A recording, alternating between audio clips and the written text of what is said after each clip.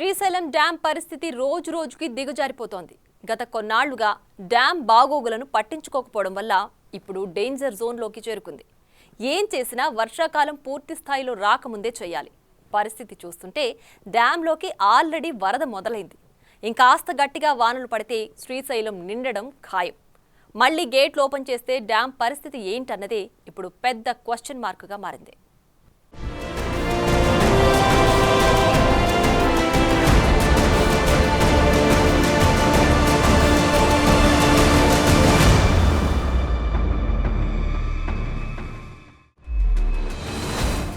Danger జోన్లో Srisailam dam.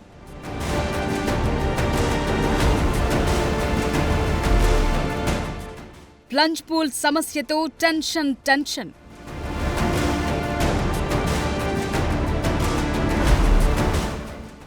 ఆలస్యంగా మొదలైన పరీక్షలు.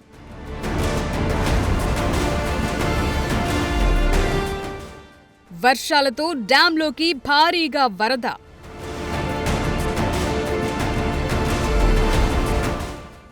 రిపేర్లు పూర్తయ్యేదెప్పుడన్న ప్రశ్నలు. గట్టిగా ఖర్చు చేస్తే శ్రీశైలం జలాశయం మెయింటెనెన్స్ కు ఏటా జస్ట్ 3 కోట్ల రూపాయలు ఖర్చవుతాయి. పోయేది 3 కోట్లే గాని ఈ ప్రాజెక్టుతో ఏపీ తెలంగాణకు ఎంతో మేలు జరుగుతుంది. వందల కోట్ల ప్రయోజనాలున్నాయి. కానీ ఏం లాభం? గత కొన్నేళ్లుగా సరైన మెయింటెనెన్స్ లేక శ్రీశైలం డ్యాం ఇప్పుడు డేంజర్ జోన్ లోకి వెళ్లింది. విభజన తరువాత నాగార్జున సాగర్ డ్యాం బాధ్యత తెలంగాణ చూస్తుండగా శ్రీశైలం నిర్వహణ ఏపీ చూస్తోంది. వైసీపీ ప్రభుత్వ హయాంలో 5 ఏళ్ల కాలంలో కేవలం 50 లక్షల నిధులు మాత్రమే మంజూరు చేశారు. 54 మంది జేఈలు అవసరముంటే కేవలం 6 మాత్రమే ఉన్నారు. అంటే పరిస్థితి అస్సలు బాగాలేదు. డ్యాం గేట్లు తెరిచినప్పుడు కిందికి వచ్చే నీళ్లు పడే చోట పెద్ద గొయ్యిలా తయారైంది. నీటి ఫోర్స్ కు ఆ గొయ్యి పెరిగి పెద్దదైంది. అది అటు తిరిగి ఇటు తిరిగి డ్యాం పునాదుల కింద నుంచే పెద్ద గుంతగా మారుతోందంటున్నారు. సో ఫౌండేషన్ కే పెద్ద ప్రమాదం. అదే జరిగితే నీళ్లు ఇక రిజర్వాయర్లు ఆగే పరిస్థితి ఉండదు. వీటికి తోడు పునాదులు కదిలితే డ్యాం గేట్లకే ముప్పు వాటిల్లుతుంది.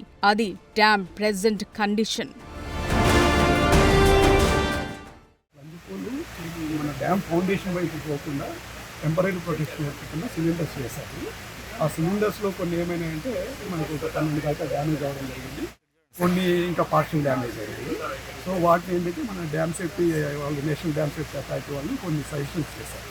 ఆ సజెషన్స్ ప్రకారం అవి టెంపరీ ప్రొటెక్షన్ అన్నది. ఒరిజినల్గా ప్లంజ్ పూల్ ఏం చేయాలనే దానికి కొన్ని స్టడీస్ చేయమన్నారు. సెంట్రల్ CWPRS కొనేవాళ్ళు ఏమేమి స్టడీస్ చేస్తారో చేసి ఫైనల్గా దాన్ని ఏ విధంగా మనం రెక్టిఫై చేయాలని సంబంధించి వాళ్ళు మనకు సజెస్ట్ చేస్తారు. దాని ప్రకారం రెక్టిఫై చేస్తాము. ఈ లోపల ఏంటంటే మనకు డ్యామ్కు ఫౌండేషన్స్కు వైపుకు ఈ ప్లంజ్ పూల్ ఎఫెక్ట్ పోకుండా సిలిండర్స్ ఇదివరకు ఫామ్ చేశారు. అవి కొన్ని డ్యామేజ్ అయినాయి ఓవర్ ఏ పీరియడ్. కాబట్టి వాటిని మళ్ళీ రెక్టిఫై చేసి కింద కొద్దిగా ఏమవుతుందంటే అది కాంక్రీట్ బేస్ కవర్ అయిపోయింది. దాన్ని కాంక్రీట్ ఫిల్లింగ్ చేయడానికి ఏ విధంగా కావాలనేదానికి సో ఏ లెవెల్ వరకు ఇప్పుడు అవి కవర్ అయింది అనేదానికి అండర్ వాటర్ ఫోటోగ్రఫీ అవి చేయించాలా. అవి ఇమీడియట్గా స్టడీ స్టార్ట్ చేస్తారు. చేసి మనకు ఏ లెవెల్ వరకు మనకు సిలిండర్స్ ఉన్నాయి, దాని కింద ఎంత కవర్ అయింది క్వశ్చన్ తెలిస్తే దాన్ని మనం ఏ విధంగా రీప్లేస్ చేయాలి కాంక్రీట్ అనేది దాని మీద. ప్లంజ్ పూల్ దాకా వెళ్లే అప్రోచ్ రోడ్డుకు 52 కోట్లు అవసరం. ఏప్రాన్ రిపేర్ కు 40 కోట్లు కావాలి. సో అసలు సమస్యలేంటో గుర్తించేందుకు 12 రకాల పరీక్షలు చేయాలి. వాటి కోసం చాలా టైం తీసుకున్నారు ఇరిగేషన్ ఆఫీసర్లు. నిధులు కూడా సరిపోలేదు. అయితే కూటమి ప్రభుత్వం 5 నెలల కిందటే అవసరమైన టెస్టుల కోసం 14.70 కోట్లు మంజూరు చేసింది. నిజానికి డ్యాం కు ఉన్న ఇతర రిపేర్లు, కరెంటు వ్యవస్థలు వంటి పనులన్నింటికీ కలిపి డ్రిప్ పథకం కింద 108 కోట్లు మంజూరు చేయటానికి ప్రపంచ బ్యాంకు ఒప్పుకుంది. ఆ ఒప్పందానికి కూడా ముందడుగు పడలేదు. సో NDSA నివేదిక తరువాత ఏపీ ప్రభుత్వం ముందుకు కదిలింది. లేటెస్ట్ గా శ్రీశైలం డ్యాం ను పుణేకు చెందిన central water power research station సైంటిస్టులు పరిశీలించారు. డ్యాం అధికారులతో సమీక్షించారు. ప్లంజ్ పూల్ లోతుపై ఆరా తీశారు. 2009లో భారీ వరదల కారణంగా డ్యాం ముందు ఏర్పడిన భారీ గొయ్యిని, గ్యాలరీని, గేట్లను, అప్రోచ్ రోడ్డును పరిశీలించారు. ఏప్రిల్లో శ్రీశైలం డ్యాంను national dam safety authority, dam designing అధికారులు పరిశీలించి రిపోర్ట్ ఇచ్చారు. శ్రీశైలం డ్యాంకు పెద్ద సమస్య ఏంటంటే ప్లంజ్ పూల్. ఈ గొయ్యిని మూసేయాలి. ఇది ఇప్పటికిప్పుడు అయ్యే పని కాదు. అందుకే టెంపరరీ రిపేర్లతో ఈ వర్షాకాలం సీజన్ ముగించాలి. ఆ తరువాత శాశ్వత ప్రాతిపదికన పనులు చేయాల్సి ఉంటుంది. శ్రీశైలం డ్యాం ప్లంజ్ పూల్తో డ్యాం భద్రతకే ముప్పు ఉండడంతో ఇతర దేశాల టెక్నాలజీని వాడి సమస్యను పరిష్కరించే విధంగా ప్రణాళికలు రచిస్తున్నారు. ఖరీఫ్ సీజన్ ప్రారంభంలోనే కృష్ణా, తుంగభద్రలో వరద ప్రవాహం పెరుగుతుండడంతో అధికారులు ముందస్తు జాగ్రత్తలు తీసుకుంటున్నారు. జూన్ 4న విశాఖకు చెందిన ప్రైవేట్ సంస్థ అత్యాధునిక కెమెరాలతో under ground water video record చేసి రిపోర్ట్ అందిస్తుంది. ఇటీవలే కర్నూలుకు చెందిన Indian institute of information technology design and manufacturing team dam అధికారులకు వీడియో ఫుటేజ్ అందించారు. ముప్పు పెరగకుండా తక్కువ టైంలో ఏం చేయాలి? ఇదే పెద్ద టాస్క్ గా మారిపోయింది.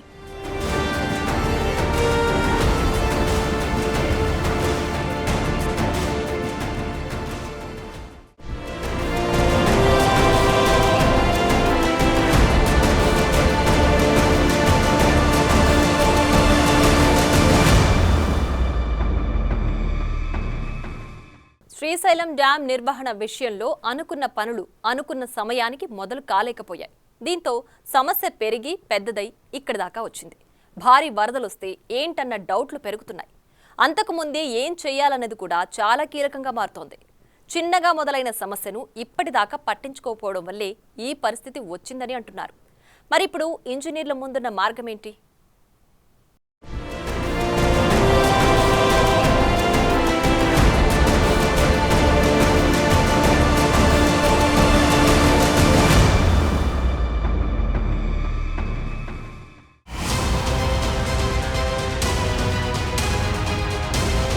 ప్లంజ్ పూల్ సమస్యకు పరిష్కారం చాలా శ్రమ, సమయం, ఖర్చుతో కూడుకున్న వ్యవహారం. అంత ఈజీ కాదు. గుంత చిన్నదిగా ఉన్నప్పుడు నిర్లక్ష్యం చేయటంతోనే ఇప్పుడది భారీ ఊబి మాదిరి తయారైంది. ఏకంగా 143 అడుగుల లోతైన గుంత అంటే మాటలు కాదు. ఇప్పటికే ఎన్డీఎస్ఏ డ్యాం విషయంలో ఎందుకు నిర్లక్ష్యం వహిస్తున్నారని గతంలో చాలా సార్లు సీరియస్ అయింది కూడా. శ్రీశైలం డ్యాం నిర్మాణం 1960లో ప్రారంభమైంది. అప్పటి ప్రధానమంత్రి జవహర్లాల్ నెహ్రూ 1963 జూలై 24న శంకుస్థాపన చేశారు. డ్యాం నిర్మాణం జూలై 26, 1980లో పూర్తయింది. నాటి ప్రధాని ఇందిరాగాంధీ దీన్ని ప్రారంభించారు. ఇక రెండో దశ నిర్మాణం 1987లో పూర్తయింది. దీంతో ఇది జల విద్యుత్ ఉత్పత్తితో పాటు సాగునీటి సౌకర్యం కల్పించే బహుళ ప్రయోజన ప్రాజెక్టుగా మారింది. నిజానికి ఈ ప్రాజెక్టు నిర్మాణంలో ఆర్థిక, సాంకేతిక సమస్యలతో పనులు ప్రారంభమైన 20 ఏళ్లకు పూర్తయింది. మొత్తం నిల్వ సామర్థ్యం 216 టీఎంసీలు, 12 గేట్లున్నాయి.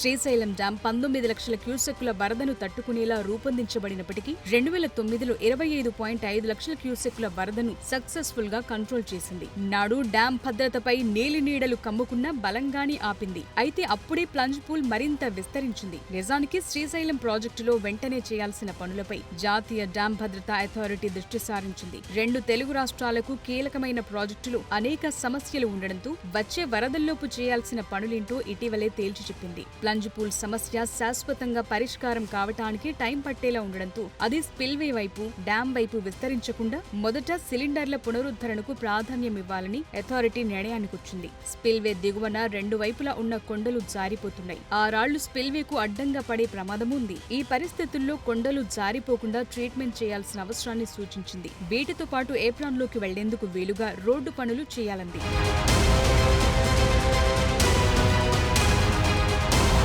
ప్లంజ్ పూల్ ను ఎలా పూడ్చాలన్నది బిగ్ టాస్క్ గా మారింది. ఎందుకంటే 143 అడుగుల లోతు పూర్తి చేయటం కష్టమే. శ్రీశైలం స్పిల్వే దిగువన ఏప్రాన్ కు ప్లంజ్ పూల్ గొయ్యికి మధ్య గతంలో 62 స్టీల్ సిలిండర్లు ఏర్పాటు చేశారు. 2009 భారీ వరదలకు ఇవి ధ్వంసమయ్యాయి. వీటిలో దాదాపు 20 సిలిండర్లు పూర్తిగా దెబ్బతిన్నాయి. మిగిలినవి పాక్షికంగా దెబ్బతిన్నాయి. ఈ సిలిండర్లు ఉండటం వల్ల ప్లంజ్ పూల్ డ్యాం వైపు విస్తరించకుండా ఆపొచ్చు. ప్రస్తుత పరిస్థితుల్లో అన్ని సిలిండర్లను వెంటనే రిపేర్ చేయాలంది ఎన్డీఎస్ఏ.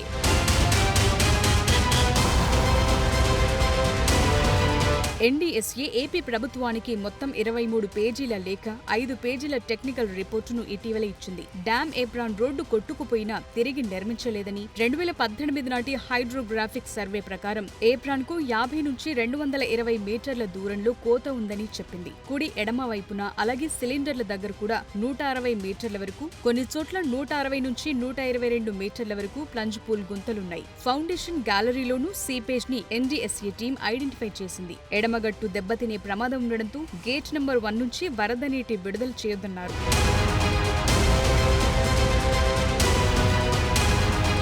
వర్షాలు పెరిగి వరదలు వచ్చేలోపు తాత్కాలిక చర్యలు తీసుకోవాలని, అందుకోసం మరిన్ని అధ్యయనాలు జరపాలంది ఎన్డీఎస్ఏ. 1 నుంచి 39 సిలిండర్లు తక్షణం బాగు చేయాలి, వాటిని కాంక్రీట్ తో నింపటం వంటివి చేయాలి. 5-6 గేట్ల వినియోగం తగ్గించాలి. శాశ్వత చర్యల కోసం సిడబ్ల్యూసీని సంప్రదించాలి. కొండ చర్యలు కోతకు గురికాకుండా రక్షణ చర్యలు తీసుకోవాలి. ఈ ప్లంజ్ పూల్ పూర్తి స్థాయిలో రీడిజైన్ చేయాలి. స్టోవ్ స్టెబిలైజేషన్ చేయాలి. కేబుల్ వే ఆధునీకరించాలి. మానిటరింగ్ వ్యవస్థలన్నీ పాత అప్గ్రేడ్ అవ్వలేదు. ఆధునిక జియో టెక్నాలజీ సామగ్రి ఏర్పాటు చేయాలని ఎన్డీఎస్ఏ సూచించింది.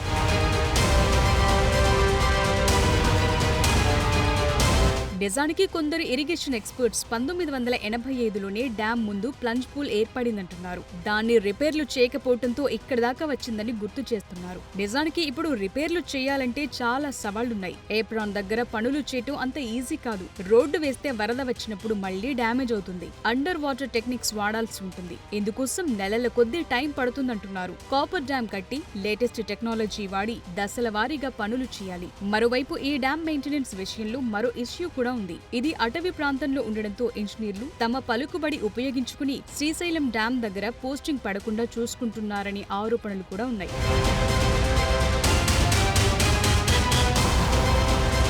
ప్లంజ్ పూల్లో ఏర్పడిన గుంతను తాత్కాలికంగా సిమెంట్ కాంక్రీట్ టెట్రా ప్యాడ్స్ తో నింపటం ద్వారా నీటి ప్రవాహ శక్తిని తగ్గించొచ్చంటున్నారు. ఈ టెట్రా ప్యాడ్స్ నీటి వేగాన్ని తగ్గించి ఎక్కువ కోత లేకుండా నివారిస్తాయి. అయితే ఈ మెథడ్ తాత్కాలికమే, ఎందుకంటే రుతుపవనాలు వచ్చేశాయి. వర్షాకాలం సీజన్ కూడా ప్రారంభమైంది. ముంబై తీరంలో భూమి కోత లేకుండా ఉండేలా టెట్రా ప్యాడ్స్ ను సక్సెస్ఫుల్ గా ఉపయోగించారు. సో ఇప్పుడు టెంపరరీగా ఇది ఉపయోగపడుతుందా లేదా అన్నది చూడాలి. ప్లంజ్ పూల్ గుంత లోతు, విస్తీర్ణం, డ్యాం ఫౌండేషన్ పై దాని ప్రభావాన్ని అంచనా వేయటానికి జియోఫిజికల్, టోపోగ్రాఫికల్ సర్వేలు చేస్తున్నారు. ఈ సర్వేలతో గుంతలోని క్యావిటీలు, బెడ్ రాక్ స్థాయిలేంటో తేలిపోనున్నాయి. అడ్వాన్స్డ్ అండర్ వాటర్ రేడియోగ్రఫీతో ప్లంజ్ పూల్ నీటి అడుగున ఉన్న నిర్మాణాలను పరిశీలించి గుంతకు సంబంధించి ఖచ్చితమైన డేటా గుర్తించారు. సో ప్లంజ్ పూల్ సమస్య నుంచి బయటపడాలంటే స్వల్పకాలిక చర్యలతో మొదలుపెట్టి దీర్ఘకాలిక చర్యలు చేపట్టాల్సి ఉంటుంది.